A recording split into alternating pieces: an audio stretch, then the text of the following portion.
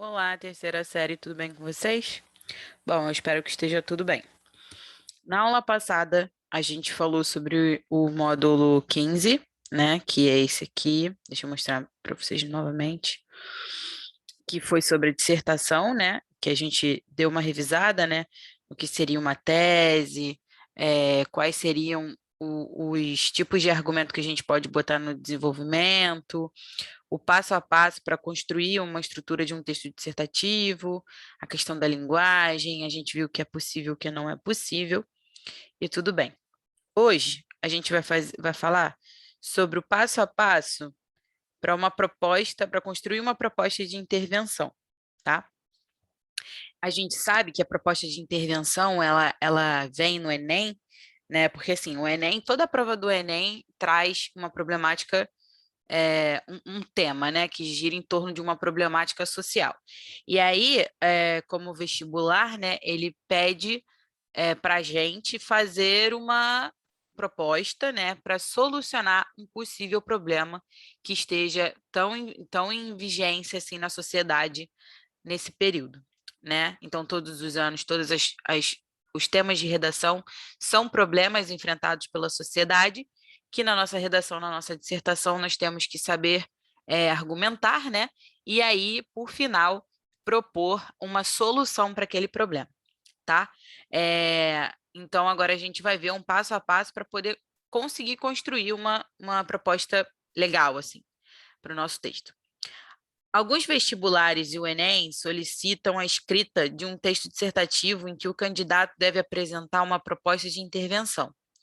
Isso ocorre, por exemplo, nos exames da UNB e da UCPEL. O tema da redação geralmente está relacionado a um problema social de grande relevância para a sociedade. Os textos motivadores, por sua vez, apresentam informações sobre a problemática abordada, para que o candidato não embase sua produção textual apenas em conhecimentos prévios. Para o problema apresentado, é solicitada uma proposta de intervenção que possa resolvê-lo ou minimizá-lo. Veja, ui, perdão, mexi aqui sem querer. Veja a seguir o enunciado da redação aplicada pela UCPEL em 2017. Com base na leitura dos textos motivadores e nos conhecimentos adquiridos em sua formação, redige um texto dissertativo argumentativo em modalidade escrita formal da língua portuguesa sobre o tema Os Novos Formadores de Opinião para a Juventude, apresentando uma proposta de intervenção que respeite os direitos humanos. Selecione, organize e relacione de forma coerente e coesa argumentos e fatos para a defesa de seu ponto de vista. Assim, é preciso formular a proposta de intervenção de modo a apresentar uma iniciativa, uma proposta de melhoria, uma sugestão de combate ao problema ou uma possível ação para enfrentá-lo. Atenção! Os textos motivadores devem ser utilizados apenas como base da produção, ou seja, nunca devem ser copiados.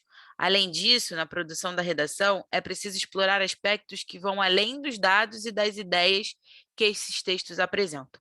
Então, assim, a gente já tem que ter, quando vai fazer a prova, do Enem especificamente, a gente já tem que ter um conhecimento de mundo muito grande. Por isso que, ao longo de todos os anos, as pessoas falam, leiam jornais, atentem-se a revistas, todos os dias saibam o que está acontecendo no mundo, vejam os problemas que a sociedade está enfrentando. Por quê? Um desses problemas todos que a gente sabe que a gente vive aí cercado de problemas na sociedade, um deles sempre vai ser tema de uma redação do Enem, né, de uma prova do Enem. E aí, para isso, a gente tem que ficar ligado em tudo. E aí, o que, que acontece? Quando vem lá a prova, vem os textos motivadores para ajudar a gente a ter informações um pouco além do que vai ser abordado ali, né? Só que aqueles textos motivadores, eles justamente são motivadores. Eles te dão uma motivação para poder apresentar uma ideia, né? Às vezes eles te dão um norte do que você realmente tem que falar. Mas também tomem cuidado, porque certos textos motivadores, ao invés de ajudar, eles atrapalham. Mas, enfim, por isso que é muito importante que você já tenha o seu conhecimento, sim. Então, assim, a partir daquele texto motivador, a gente sabe mais ou menos qual é o caminho que a gente pode seguir em relação àquele tema, tá? E aí. Ai, perdão. Desculpa, gente. Me deu vontade de bocejar, perdão. E aí, o que que acontece? Esses textos, eles ajudam, né, dão o nosso norte e tal, só que a gente tem que prestar atenção no seguinte, não pode copiar nada que tiver nele, de maneira assim, copia e cola, sabe? Ctrl+C, Ctrl+C, Ctrl+V. Nunca façam isso. Ah, eu posso usar um dado do texto motivador, posso usar uma informação advinda dali? Pode, uma informação ou outra, para ajudar na sua argumentação, que você já teria uma argumentação. Agora, se você desenvolve ideias iguais aos do texto motivador e dá uma noção de que está copiando e colando informações, isso é muito ruim para o seu texto. Você vai perder muitos pontos em relação a isso, tá? Porque vai tirar a sua capacidade de argumentação, vai ver que você não sabe muito sobre o tema, que você baseou totalmente seu texto naqueles textos, tudo bem? Então, isso não é algo bom, bem visto aí pela banca do Enem. Qual é a estrutura, né? Geralmente é possível seguir esta estrutura para compor o texto. Então, assim, qual seria a linha de raciocínio de um texto, né, para a gente chegar numa proposta de intervenção? Todo texto vai ter um tema. Desse tema, a gente tem que chegar a uma tese, né, que são os argumentos que a gente vai defender aí ao longo, né, daquela produção textual. A partir dessa tese, a gente vai lá e comprova ela, né, na verdade, fundamenta a partir dos argumentos. E depois de citá-los, de desenvolver e mostrar a nossa opinião, a gente apresenta a proposta de intervenção, né, a fim de solucionar o problema ou minimizá-lo, como foi dito. Qual é a linguagem, né? São avaliados aspectos de coerência e de coesão do texto. Portanto, é preciso organizar as ideias e expô-las de forma clara. Além disso, é necessário prestar atenção à linguagem do texto. Por se tratar de um exame avaliativo, é necessário utilizar a norma padrão da língua. Outro aspecto que requer atenção é a repetição de palavras, que deve ser evitada. Para isso, é possível utilizar conectivos e operadores, além de variar o repertório linguístico. Veja a seguir alguns conectivos que podem ser usados na elaboração do texto. Então, assim, a gente sabe que o Enem são 5 competências, né? A primeira é a adequação à norma, à escrita. A segunda, para saber se você sabe a estrutura de um texto dissertativo argumentativo, se você sabe o tema e se você usou algum elemento, né, de repertório sociocultural. O terceiro é... Ai, gente, Jesus! Estou bocejando muitas. O terceiro é para saber se você, como é que se diz? A qualidade da sua argumentação.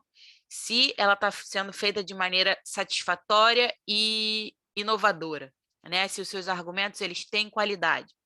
A quarta é especificamente para coesão e coerência. É saber se você usa elementos coesivos, operadores argumentativos, tanto entre os parágrafos quanto os períodos. Quando as ideias não estão relacionadas de maneira satisfatória, isso atrapalha na argumentação e na coesão do texto.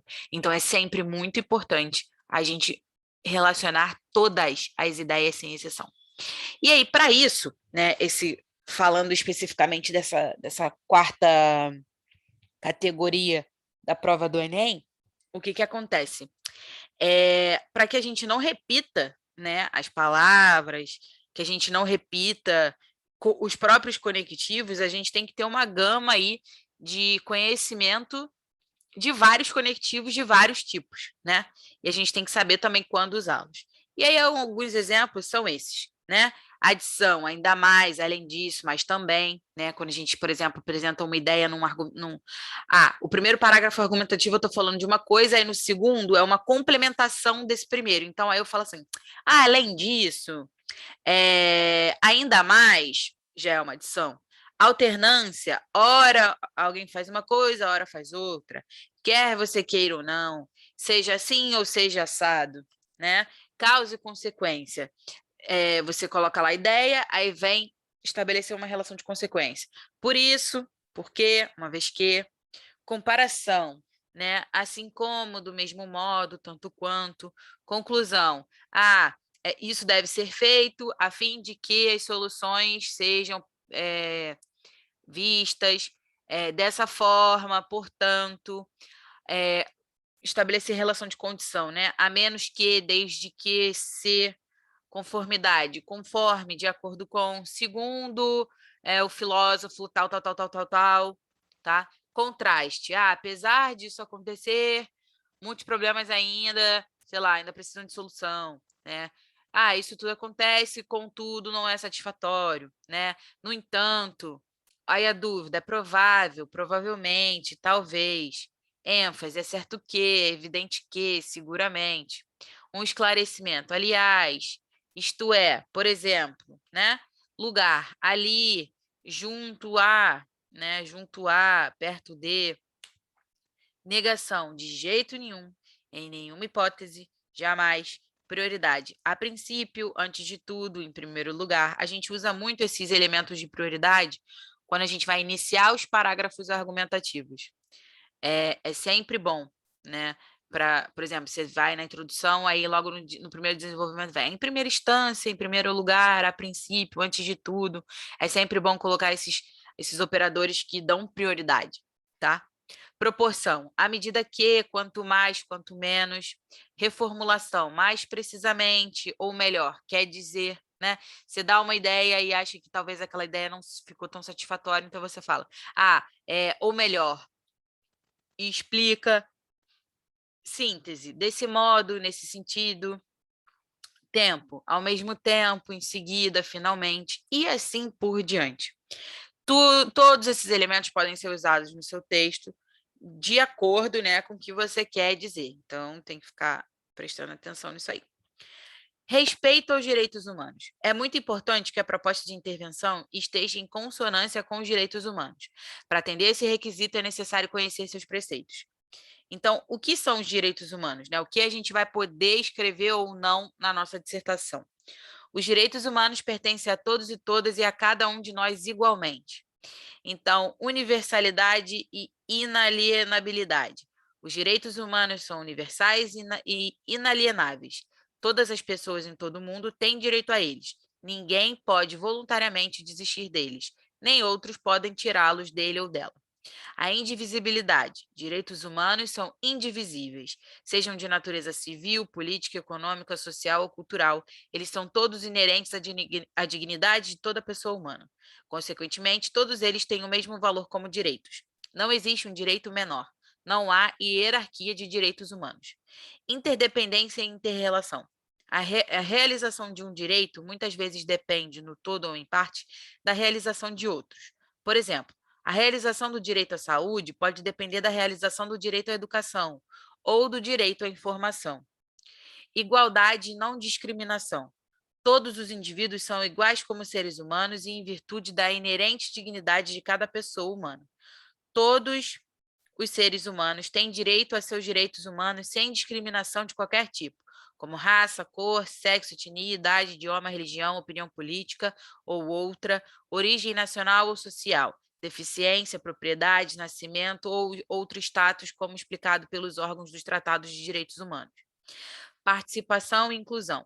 Cada pessoa e todos os povos têm direito à participação ativa, livre e significativa no desenvolvimento civil, político, econômico, social e cultural, por meio do qual os direitos humanos e as liberdades fundamentais podem ser realizados. Tem também direito a contribuir para esse desenvolvimento e a desfrutar do mesmo. Responsabilização e Estado de Direito. Os estados e outros detentores de deveres têm de cumprir as normas e padrões legais consagrados nos instrumentos de direitos humanos. Quando não o fizerem, os titulares de direitos lesados têm o direito de instaurar procedimentos para uma reparação adequada perante um tribunal competente ou outro adjudicador, de acordo com as regras e procedimentos previstos na lei. Dessa forma, a produção não pode apresentar preconceito, discriminação de qualquer natureza, intolerância e julgamentos que violem as liberdades individuais, de crença, pensamento, consciência, expressão e reunião. Os temas propostos geralmente abrangem os mais diversos campos da vida humana, sociais, políticos, culturais, científicos, etc. Assim, também é importante não apresentar ações improváveis de serem realizadas, propostas que não tenham fundamento ou soluções simplistas, uma vez que, devido à complexidade dos temas, dificilmente haverá apenas uma solução para a problemática. Então, assim, você não vai chegar e vai falar assim, porque melhorar a situação econômica, porque tem que matar todo mundo. E, assim, você não vai fazer isso, porque isso diz respeito aos direitos humanos. E melhorar a situação econômica das pessoas é uma coisa muito complicada, algo que não é simples de ser feito. Então, tem algumas coisas que elas realmente, a gente acha que deveria melhorar, né? Todo mundo não deveria ter essa questão, né, de pessoas em situação de pobreza e tal, mas tem situações que são muito difíceis de melhorar, e aí, dependendo de como você coloque, não fica algo tão satisfatório, tá?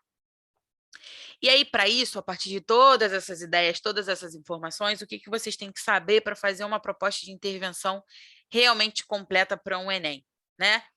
Ao elaborar uma proposta de intervenção, busque responder as seguintes perguntas: o que precisa ser feito?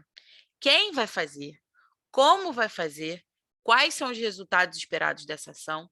E um detalhamento sobre isso, tá? Então, basicamente, você vai dizer quem, que é o agente, o que precisa ser feito, como essa pessoa vai fazer isso, para quê, né? Qual a finalidade dessa proposta e um detalhamento sobre isso. São os 5 elementos pedidos, né, pela proposta de intervenção do Enem. Tá bom, gente? Bom, a aula de hoje é basicamente essa. Aqui a gente tem uma proposta de intervenção que vocês podem fazer, né, da urbanização no Brasil e suas consequências. Eu acho que é um tema legal para ser desenvolvido, tá? Desenvolvam e qualquer coisa é só mandar para o meu e-mail, tá? Meu e-mail é cwdemartini@gmail.com, tá bom? Ou para os professores mesmo de vocês, tudo bem? A gente vai ficar por aqui. Beijos e até a próxima aula.